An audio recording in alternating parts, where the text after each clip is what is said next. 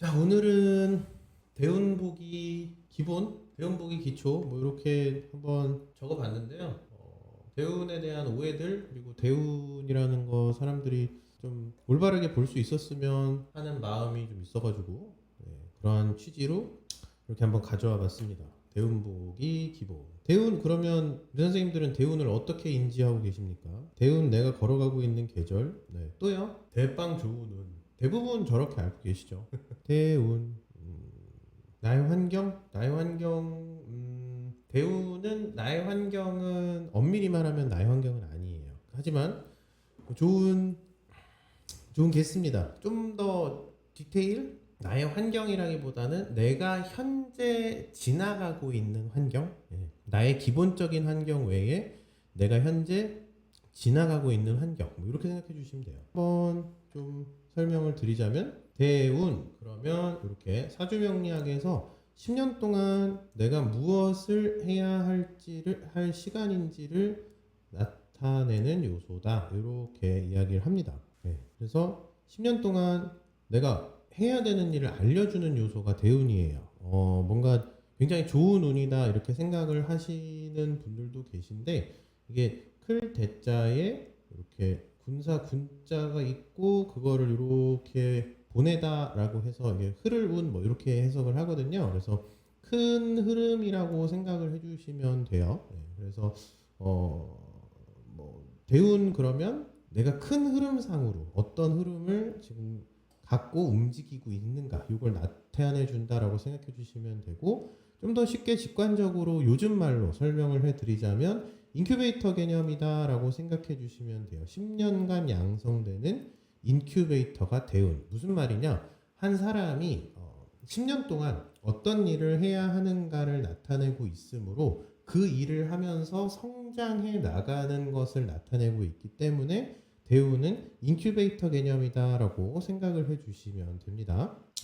그래서 그러면 왜 10년이에요? 라고 물어볼 수도 있잖아요. 그래서 왜 10년인가? 라고 하면 우리 천간이 이렇게 사이클이 계속 돌고 있죠. 갑을병정, 무기, 경신, 임계 이렇게 10개씩 한 묶음 이후에 또 다시 갑으로 오니까 이렇게 10년이 지나면 다시 한 사이클을 돌게 되므로 이러한 사이클 단위로 끊어서 봤을 때 10년이 하나의 묶음이구나 라고 생각을 해주시면 되고 그렇기 때문에 대운은 10년을 기본 단위로 갖고 있다라고 생각해 주시면 됩니다. 하지만 아시다시피 시간이라는 걸 똑 잘라서 여기서부터 여기까지가 1분이야, 여기서부터 여기까지가 2분이야 라고 얘기를 할 수는 없어요. 혹자는 이제 그렇게 물어보실 수 있겠죠. 시계 보면 1분 단위로 나눠져 있는데요. 아날로그는 1분 단위로 끊어져 있죠. 그리고 디지털 경우에는 더욱 세분화돼서 1분을 60초로 나눠서 또 시간의 흐름을 표시하고 있습니다 라고 얘기를 하고 있는데 그건 우리가 사람이 봤을 때 보기 편하도록 만들어 놓은 거지 실질적으로 이 시간부터 이 시간까지 딱 구분해서 볼 수는 없어요. 그래서 연속성이라는 것 안에 들어가 있는 게 시간의 특징이다 보니까 어디서부터 어디까지다라고 명확하게 딱 끊을 수는 없고 그냥 이 정도의 대운, 세운의 흐름 속에서 대운은 여기서부터 여기까지다라고 적당히 구분 짓는 정도다라고 생각해 주시면 돼요. 좋은 대운인지 마탱이 가는 대운인지 알 수 있나요? 뭐 그거는 좀 이제 계속 뒤쪽에 가보시면서 한번 이야기를 해볼게요. 자, 일단 대운에 대한 오해를 좀 다뤄보겠습니다. 가장 많이 하는 오해들. 없는 오행이 들어오면 좋다. 야, 이거 정말 많이 오해하고 계십니다. 내가 없는 게 들어오면 가령 수가 없는 사람이다. 그러면 수 들어오면 좋은 거 아니냐? 화가 없는 사람이다. 그럼 화 들어오면 좋은 거 아니냐? 네, 아닙니다. 없는 오행이 들어오면 좋다? 아니에요. 오히려 굉장히 괴로워요. 이따가 왜 그런지 설명해 드릴게요. 자, 두 번째 대운에 대한 오해. 뭐뭐가 기둥으로 들어오는데 괜찮나요? 뭐 편관이 기둥으로 들어오는데 어떻게요? 뭐 겁재가 천간에 있는데 뭐 지장간으로 비견이 들어옵니다. 그래서 뭐 가령 병화일간이다 그러면 병화일간한테 정사 대우는 겁재와 비견이다 뭐 이렇게 해가지고 비겁이 기둥으로 들어오는데 괜찮아요? 뭐 이렇게 하시는 분들 혹은 편인이 기둥으로 들어오는 게 괜찮아요? 편인 도식이 돼서 뭐 밥상을 계속 없는다는 10년 동안 밥상을 없는데 그럼 뭐 깡패예요? 계속 이렇게 상만 업고 댕기게? 그렇게 얘기하기엔 좀 무리가 있죠. 그래서 이런 부분들에 대한 오해는 어떻게 되고 이걸 어떻게 바라볼 것인가 라는 거에 대해서 생각을 해주시면 되고, 이따가 또 다뤄드릴 거예요. 그리고 마지막, 합에 웃고 형충 파해 원진쌀 등에는 울고, 막 이런 신쌀, 뭐 가령 내가 일지가 술토예요. 근데 뭐 사대운이 왔다. 그럼 사술 원진이에요. 원진에 들어와서 뭐 배우자랑 이혼을 하네. 뭐 사람들하고 관계가 안 좋네. 10년 동안 조심해야 되네. 이런 내용들. 그리고 합되면 굉장히 좋은 건 줄 알고, 뭐 합에 웃고 합되는 운이기 때문에 너무 좋은 거 아니냐. 형충파해 난리 나죠. 감옥 가는 거 아니냐. 뭐 모든 관계가 깨지는 게 아니냐. 해 그러면 모든 관계가 이지러지는 게 아니냐. 부딪히는 깨지는 거니까 문제 생기는 거 아니냐. 이런 오해들 차근차근 오늘 다뤄보려고 해요. 아시겠죠?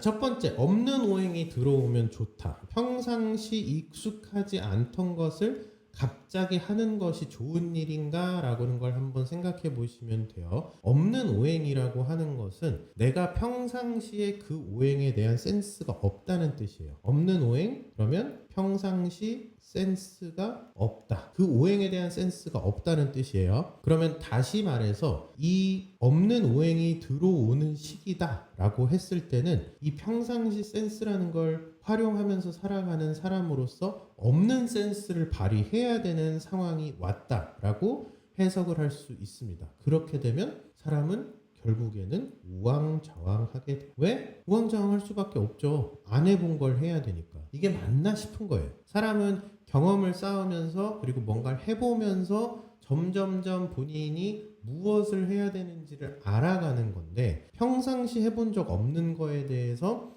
운이 도착해서 그걸 해야 된다? 여기서부터는 굉장히 머리가 아파집니다. 예. 자, 뒤쪽으로 계속 나가면서 볼게요. 대운에서 없는 오행이 들어오는 것은 익숙하지 않던 일을 하느라 매우 고통스럽고 심란하다. 이렇게 생각해 주시면 됩니다. 그래서 익숙하지 않던 일을 하느라고 매우 고통스럽고 심란할 수밖에 없다. 그러면 결국에는 없는 오행, 운으로 왔다, 고통의 시작이에요. 이렇게 생각해 주시면 돼요. 없는 오행이 운으로 왔다 그러면 고통의 시작이에요. 물론 다 그런 건 아니에요. 왜냐하면 없는 오행이 운으로 왔다라고 하는데 사람들이 간과하고 있는 게, 지장간에 있으면 뭔가 용도가 별로 제대로 나오지 않는다라고 생각하는 분들도 계신데, 지장간에 있는 걸 가장 잘 쓰고 있는 게 사람이고, 그리고 없는 오행이라고 생각할 수도 있지만 사실 운으로 들어오는 그런 요소가 내가 갖고 있는 것 중에 약한 걸 보충해 줄 수는 있어요. 갖고 있는 것 중에 약한 걸 보충하는 거예요. 없는 걸 생기게 만드는 게 아니라 갖고 있는 것 중에 약한 걸 보충해 준다. 다시 말해, 그렇게 되는 경우에는 보충된 기운으로서 잘 풀릴 수 있습니다. 약하던 걸 보충하는 용도로 들어오는 경우에는 이거는 굉장히 좋은 흐름을 만들어냅니다. 왜냐하면 약한 걸 보충을 해주니까. 근데 없는 게 들어왔다? 이건 문제가 돼요. 저 여러 차례 지금 같은 말을 반복하고 있는데 그만큼 제가 이걸 전달하고 싶다는 걸로 받아들여 주시면 됩니다. 자, 사주에 병을 일으키는 요소에 대한 약이 들어올 때도 사실은 없던 게 들어오면 좋은 작용을 한다고 생각해 주시면 돼요. 자, 그래서 없던 게 들어와서 좋다라고 하는데 꼭 지장간에서 있는 거를 놓치시거나, 혹은 이 사주 원국 내에서 정말 흐름을 잘 발생시킬 수 있게 만드는 요소가 들어왔다. 이런 경우라는 거를 보실 수 있는 눈이 필요하다. 대운 볼 때 앞으로는 없는 오행이 들어오는 거는 좋은 게 아니다라는 걸로 꼭 인지를 해 주셔야 됩니다.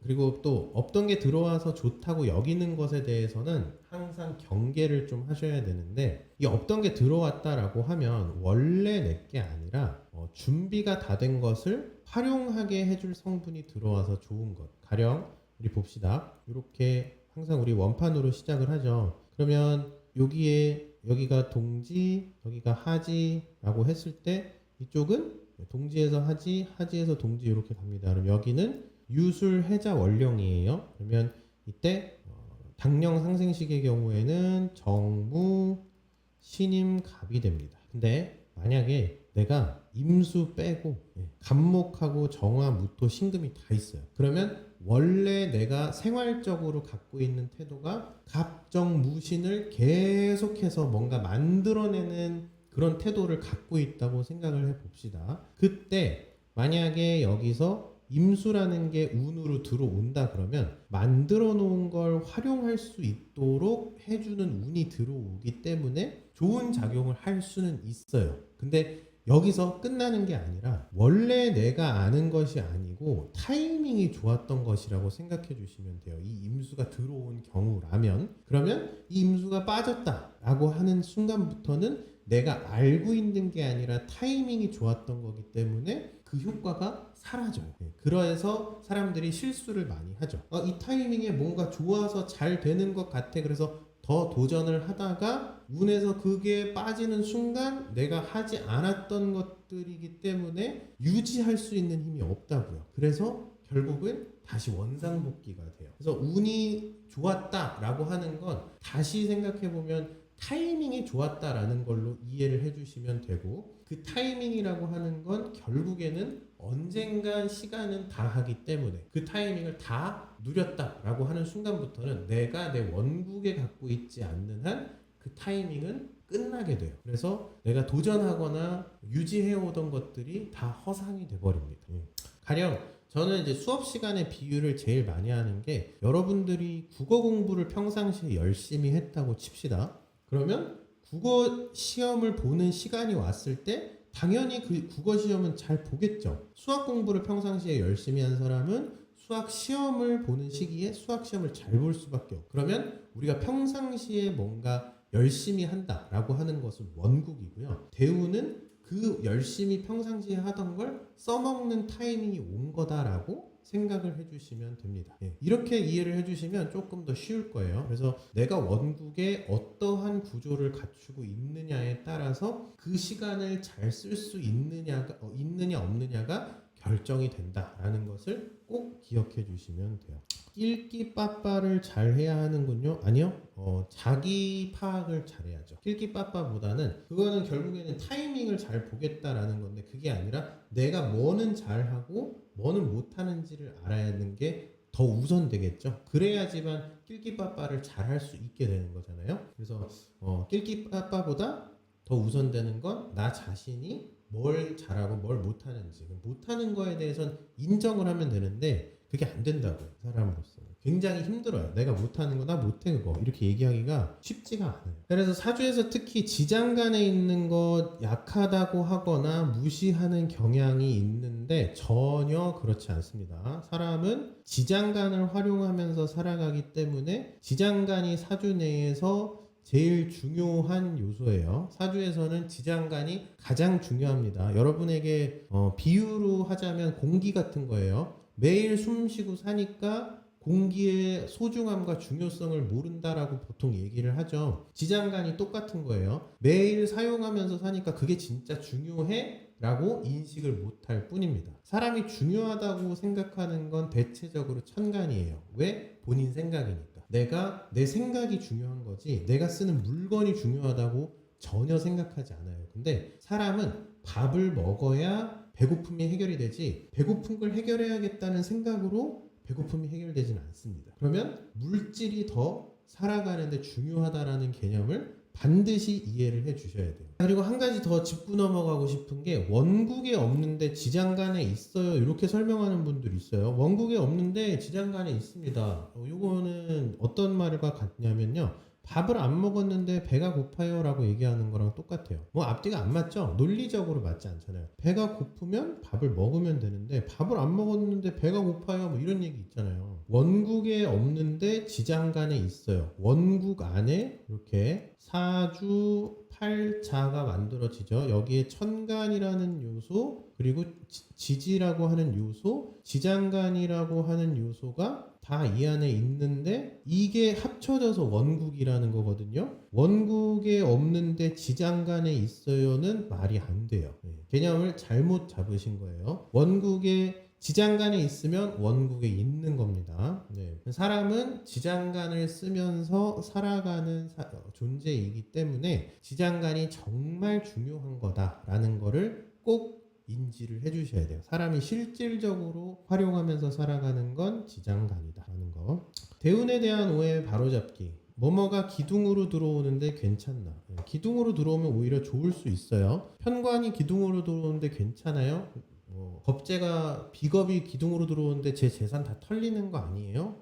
그리고 편인이 기둥으로 들어오는데 내 밥상 다 엎어지는 거 아닙니까? 이렇게 얘기하잖아요. 근데 만약에 여러분들 사주 구조가 편관이라고 이렇게 다가오는 그 존재를 쥐락펴락할 수 있는 사주 구조라면 오히려 이 위기가 기회가 될 수 있는 거 아니에요? 네. 내 원국이 어떤지도 모르고 다가오는 편관, 다가오는 비겁, 다가오는 편인을 겁낼 필요는 없다는 거죠. 그러니까 자기 자신의 사주 구조가 어떤지를 파악하는 것이 가장 먼저 이루어져야 할 사실이다라는 것을 꼭 기억을 해 주셔야 됩니다. 편관, 겁재, 편인 등이 기둥으로 들어오면 10년간 죽을 고비를 넘기게 생겼네. 편관이 기둥으로 들어올 때. 네. 어떻게 살아요? 10년이면 여러분 3650일입니다. 하루 자고 일어나는 거를 3650번 반복을 해야 돼요. 그 시기 동안 내가 죽을까봐 항상 걱정한다 그러면은 10년 중에서 1년 채워도 진짜 진이 기력이 쇠해서 잘못하면 가겠어요. 자, 두 번째, 10년간 재물이 털린다. 이런 경우에는 겁재가 비견을 깔고 막 들어옵니다. 어떻게 해야 될까요? 뭘 어떻게 해요? 아무 일도 안 일어나요. 10년간 재물이 털리는 게 아니고 이 겁재를 사주 원국에서 어떻게 쓰는가, 이게 굉장히 중요하거든요. 내 사주가 겁재를 어떻게 쓰는가. 내가 상관격이다 그럼 겁재가 들어왔을 때 너무 좋아요. 왜냐하면 나를 지지해주는 사람들이 생기기 시작하거든요. 내가 정관격이다 근데 겁재가 들어왔다 그럼 나는 이제 내가 몸담고 있는 조직의 1인자가 되는 거예요. 너무 좋은 일 아니에요? 여러분, 가령 여러분들이 삼성에 다닌다고 칩시다. 그럼 삼성에 다니는 사람인데 겁재가 들어왔다. 난 정관격이다. 그러면 갑자기 그 겁재가 들어오는 시기, 그 대운에는 삼성 이사 자리까지 올라갈 수 있다. 삼성 사장 자리까지 올라갈 수 있다. 이렇게 해석을 할 수 있게 됩니다. 물론 전반적인 다른 요소들도 다 고려를 해봐야 되겠지만 단적인 요소 하나만 잡는다 그러면 정관격의 입장에서 겁재가 왔다 그러면 내가 1인자가 된다는 뜻이에요. 굉장히 좋게 해석될 수 있습니다. 자, 그리고 마지막 10년간 밥상을 계속 없는가 편인. 한 10대쯤 어릴 때쯤 편인이 기둥으로 왔다. 밥상 엎으면 등짝 스매싱입니다. 등짝 스매싱. 그런 일은 없어요. 얘네들을 잘 쓸 수 있는 구조인가 잘 쓸 수 없는 구조인가를 파악을 하셔야 된다는 거. 네. 그래서 대운에 대한 오해를 좀 바로 잡으셔야 되는 것 중에 하나가 사주 내에서 그 성분을 어떻게 쓰느냐가 굉장히 중요해요. 내가 다가오고 있는 시간, 대운이라고 하는 것에 대한 성분을 내가 어떻게 쓰고 있는지 사주 원국 내에서. 그러면 가장 먼저 이루어져야 될 거는 이걸 알려면 사주 내에서 어떤 성분을 어떻게 쓰는지를 알려면 내 사주의 상태라는 거를 알아야겠죠. 네. 특히나 육신으로 이렇게 편관, 겁재, 편인이 어떻게 쓰는지를 알려면 우리 격국이라는 거를 파악을 해줘야 됩니다. 격국이라는 게 내가 육신으로서 어떤 역할을 맡았고 어떤 육신을 중점적으로 사회에서 쓰면서 살아가는지를 판단하고 있는 게 되는 거고요. 그 다음에 그 역할을 하는 데 있어서 다른 육신은 이 역할 수행에서 어떻게 내가 쓰면서 살아가는가를 판단을 해야 돼요. 모든 사람이 편관이 왔을 때 문제가 되진 않아요. 가령 식신이 생을 잘 받는 구조다. 그러면 식신격의 경우에는 식신이 생을 잘 받는다라고 했을 때 비견의 생을 받고 근이 있을 때 식신의 생이 잘 받고 있는 구조예요. 그러면 그때 편관이 기둥으로 온다라고 하면 이때는 땡 잡는다 그래요. 왜냐? 등과를 합니다. 등과. 등과라고 생각해 주시면 돼요. 식신격 입장에서는 내 전문성을 높여나가는 것을 내 사회적 역할로 삼은 사람들이에요. 전문성을 근데 왜 높이냐? 내 전문성을 열심히 키워서 다른 사람들의 위기 상태를 제거해주기 위한 목적으로서 내 전문성을 키워나가는 게 식신격들이 사회에서 하는 일입니다. 예. 그래서 편관이라고 하는 것이 만약에 기둥으로 왔다 그러면 기본적으로 환경도 고난이 굉장히 큰 그런 환경이면서 내가 이제는 다른 사람들의 위기를 제거해 줘야지라는 인식이 발동되는 시기라고 보시면 돼요. 그러면 내 식신이 잘 생받고 있는 상태에서 편관이 왔다? 그러면 내가 내 역할을 열심히 이제는 수행해야 될 때가 온 거잖아요. 그러면 역할 수행을 했어요. 사람들이 박수 쳐줘요. 그러면 국민의 영웅으로 추대가 되면서 등과를 한다. 이렇게 얘기를 하는 거거든요. 그래서 편관이라고 하는 것이 꼭 나쁘게 해석되는 게 아니라 내 사주에서 편관을 어떻게 쓰는지를 잘 보는 것이 중요하다. 아시겠죠? 그리고 대운에서 온 지지는 어떻게 해석할 것이냐? 특정 계절로 해석을 해야 돼요. 지지에 육신이 써 있다고 해서 그 육신을 먼저 고려하기보다 특정 계절로 해석을 해 주셔야 됩니다. 그리고 그 계절에서 일어나는 일들, 그 계절의 특성으로 무엇을 하는 환경인지를 분석할 필요가 있다는 것을 반드시 기억을 해 주셔야 됩니다. 자, 대운이라는 것, 왜 이렇게 지지를 계절로 봐야 하는가? 이 부분에 대해서 좀 설명을 드릴게요. 대운은 월주에서 출발한 요소예요. 월령이라고 하는 것은 특정 계절과 시간을 나타내고 있기 때문에 대운의 지지는 계절적 성분으로 해석을 해야 된다. 대운이라는 건 월주에서 출발한 요소예요. 자, 예시를 가져왔어요. 여러분들이 시각적으로 보면 좀 더 직관적으로 와 닿을 겁니다. 요 사주는요, 오늘 사주예요. 오늘 사주고 2024년 10월 9일 사주고 저는 묘시로 일단 집어넣었어요. 갑진, 갑술, 병호, 신묘 한 사주 구조가 오늘 묘시에 태어난 사람의 사주 구조예요. 자, 이때 건명이라면 이 남명을 건명 이렇게 얘기를 하죠. 본명은 여명, 본명 이렇게 얘기합니다. 건명의 경우에는 대운이 어떻게 흘러가느냐라고 했을 때 갑수를 기점으로 남자이면서 연간이 양간이니까 을의 병자, 정축, 무인, 기묘, 경진, 신사, 이목 이런 식으로 순행합니다. 순행해요. 근데 반면에 곤명인 경우, 여명인 경우에는 여자인데 연간이 양간이니까 시간의 흐름이 대운의 흐름이 역행을 하게 됩니다. 그래서 술로부터 거꾸로 가요. 유신, 미오, 사, 진묘인 이런 식으로 가고 천간도 역시나 거꾸로 가겠죠. 간목이라고 하는 것에서 거꾸로 간다 그러면 계임, 신경, 기무, 정병 이렇게 갑니다.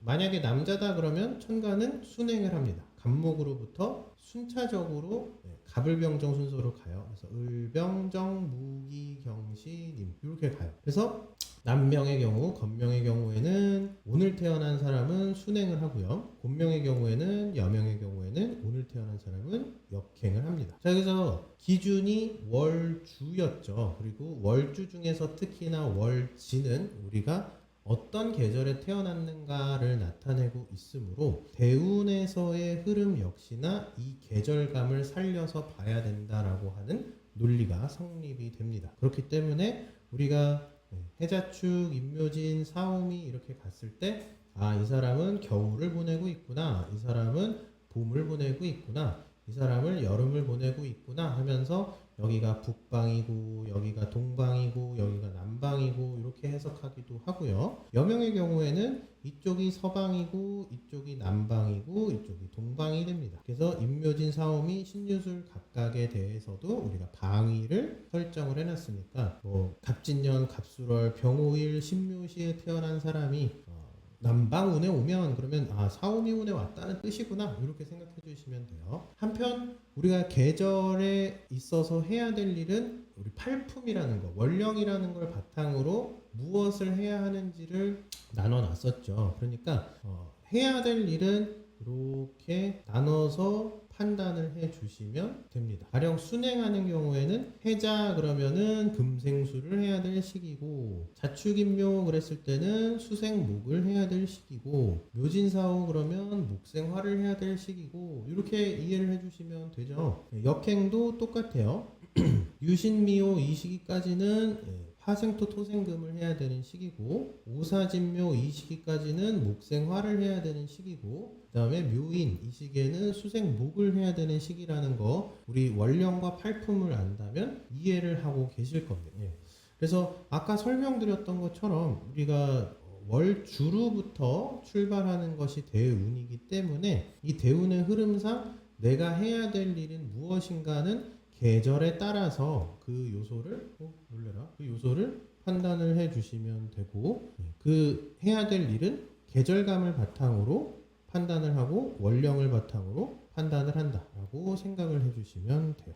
자, 이제 그래서 여러분들 뭔가 기둥으로 온다 이런 거 생각할 때 일단 지지는 앞으로는 계절적 요소구나. 그렇죠. 준비한 게 없으면 써먹지도 못하고 지나가기보다는 준비한 게 없으니까 그 시기에 와서 준비를 해요. 미리 준비하지 않았다면 대운이 바뀌어도 소용없다. 저에겐 당연한 얘기죠. 그래서 자기가 준비한 게 없다. 그런 경우에는 당연히 그 시기 와서 준비를 하니까 늦게 뭔가 시작을 해서 이뤄가려고 노력을 하겠죠. 그래서 평상시 준비되지 않은 상태로 어딘가에 뛰어드는 거다라고 생각을 해주시면 됩니다. 아무나 사주 하나만 주세요. 사주 풀이를 할 건 아니고 요 내용을 가지고 한번 적용을 일단은 해보려고 해요. 빨리 쓰는 사람 거 채택할 겁니다. 그러면 지금 이 사주는 깐부 선생님은 곤명이시고 연간이 양이니까 역행을 해요. 그러면 월주로부터 역행하는 순서대로 쓰면 돼요. 그래서 무, 정, 병, 그 다음에 을, 갑, 개 이렇게 갑시다. 그 다음에 묘에서 거꾸로 가니까 인, 축, 자, 해, 술, 유, 술, 해, 자, 축 이렇게 씁니다. 그러면 대략 뭐 한 세 번째 대운쯤에 혹은 네 번째 대운쯤에 와 계실 거예요. 이 상태라면 지금 병자대운 혹은 을해대운을 지나가고 있으니까 병자대운을 지났다라고 하면 지금 병자대운 지나고 을해대운이었던 걸로 기억을 합니다. 아니면 유술해자에 들어가 있는 상태이다 보니까 지금부터는 금생수를 열심히 해야 되는 그런 대운에 들어왔다라고 얘기를 할 수 있으며, 한편으로 천간으로는 편관이 왔죠. 편관인데 이 사주는 편관격이에요. 편관격이 편관 대운에 도착을 했으니까 내 역할을 더 많이 할 수 있도록 사회적인 활동을 활발하게 하셔야 된다라고 해석을 하게 됩니다. 그래서 금생수를 해야 하는 환경에 있으면서 나의 사회적 역할의 활동 범위를 넓혀 나가셔야 되는 시기입니다라고 해석을 할 수 있게 돼요. 그래서 이런 방식으로 적용을 하는 거다. 네, 이렇게 생각해 주시면 돼요. 자, 뭐 여기 레드펜님도 하나 썼으니까 레드펜님 것까지만 할게요. 더 안 받아요. 자, 다시 개해, 임술, 무술, 기미 다 있네. 뭘 다 없대. 목화토금수 다 있구만. 아니 목화토금수 다 있잖아요. 왜 없다 그래? 레드펜님 왜 없다 그래? 왜 없다 그러세요? 여기 보면 해묘미로 묵생화까지 잘 되고 있죠. 그리고 여기도 화 있고 임수 있고 목화토금수 다 있구만. 자, 이분은 좋아요. 자, 똑같이 곤명인데 이분은 이렇게 연간이 음이에요. 그러면 무술에서 출발했으니까 근데 지금 레드펜님이 계생이니까 대충 병인이나 정묘 둘 중에 하나예요. 자, 병인이나 정묘 둘 중에 하나다라고 하고, 그 다음에 이 사주가 무슨 격인지 봐야 되는데 이 사주는 정인격으로 저는 상관격으로 저는 취격을 하겠습니다. 상관격으로 할게요. 상관격입니다. 그러면 상관격인데 운대를 보니까 이렇게 편인이나 정인이 왔죠. 그러면 상관격의 입장에서 편인이나 정인이 왔다 그러면 패인을 해야 되는 운이에요. 패인을 해야 되는 운이니까 나의 자격을 갖추다 이렇게 얘기를 할 수 있는 것이 레드펜님의 현재 사회적인 처세가 돼야 된다. 내가 이제 내 사회적으로 증명할 수 있는 어떤 사회적 역할을 수행하기 위한 증명거리를 만들어 가야 된다. 그래서 자격증을 따시거나 학위를 따시거나 새로운 어떤 기술이나 이런 것들을 익히시거나 그래야 된다. 한편 이렇게 인묘진으로 가고 있죠. 갑자부터 이렇게 정묘까지는 수생목을 해야 되니까 수생목 할 때 우리 뭐 한다 그래요? 대체적으로 제가 여러분 저한테 수업 들으신 오행 수업 들으신 분들 수생목 보통 우리가 뭐라 그런다 그랬죠?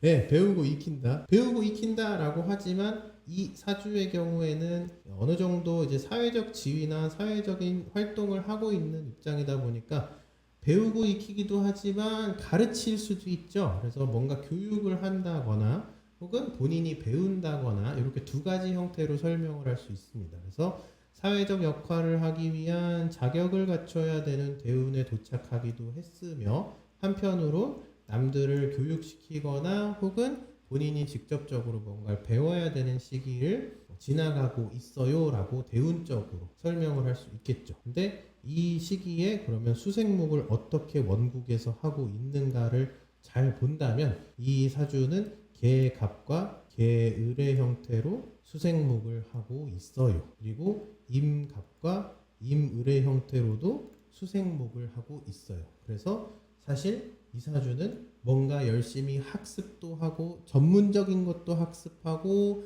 그다음에 기초적인 것도 학습하고 활용성 높은 것도 학습하고 내 내면적인 자질에 맞는 것을 학습하느라 굉장히 노력을 많이 하고 있는 바삐 시간을 보내고 있는 그런